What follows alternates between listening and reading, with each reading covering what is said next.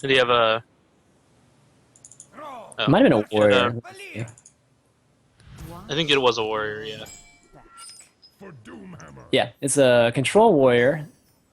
It's a control warrior and a rogue, and so he's opted to go with his rogue here. Okay. All right, what do you think That's of this matchup? well, we did just see Miracle basically kind of just outlast the shaman.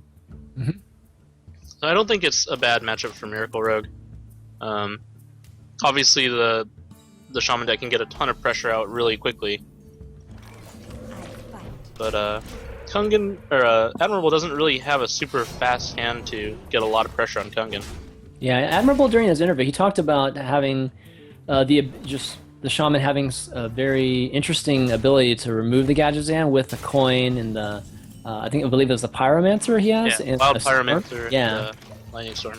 doesn't have any of those cards right now. It doesn't even have the coin either. So this might be a little bit more difficult. He's going to go ahead and fill the board up here with the Argent Square and the Harvest Golem.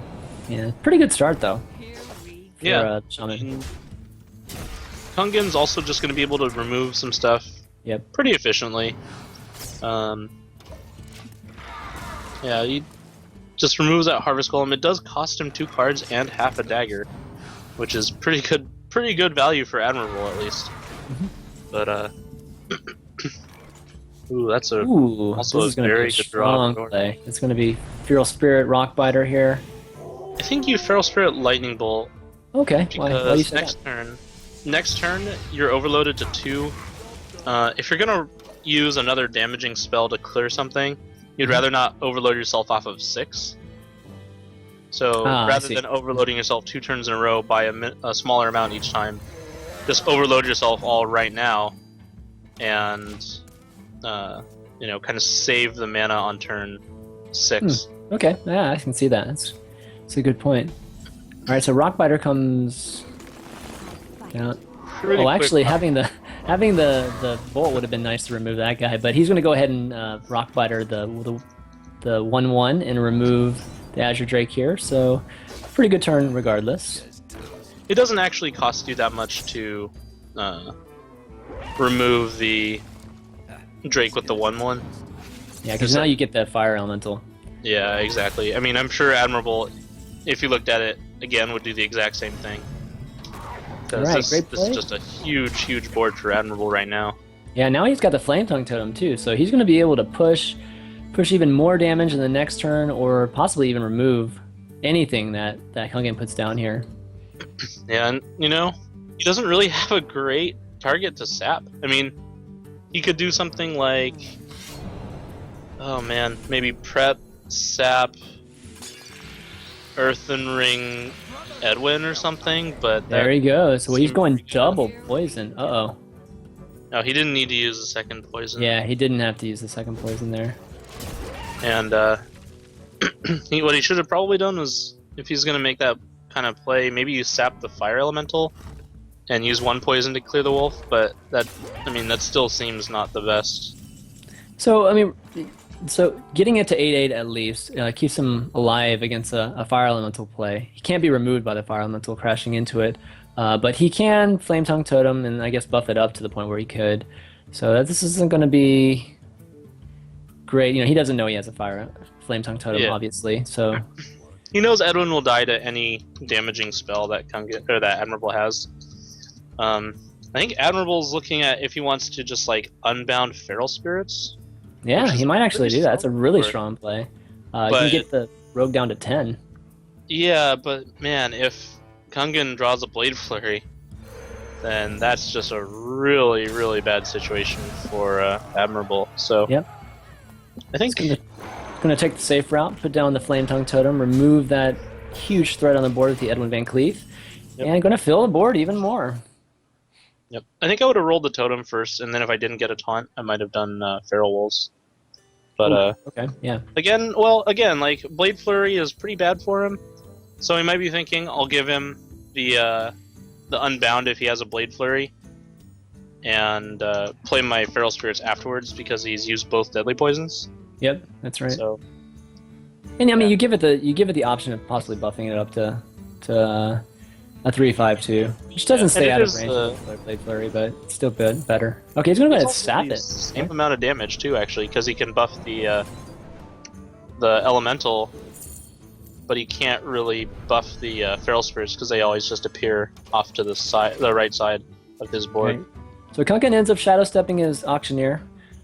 Good play there. He's going to get a discounted one next turn and be able to cycle a bunch of cards, draw a bunch of cards. He got Shiv, so he's going to be gaining cards the next turn here. Looks like Admirable's not going to opt for the Unbound Feral play. Instead, he's going to go more aggressive with the Argent Commander, getting buffed up by that Flame Tongue Totem and pushing for lethal next turn.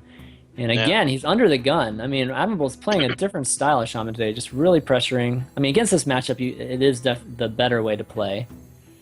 Yeah, for sure. And Kungen's not. I mean, he's not dead yet. He can Gadgets in, Shiv the Divine Shield. He does need to draw a Blade Flurry or like a Phantom Knives and another Phantom Knives or something.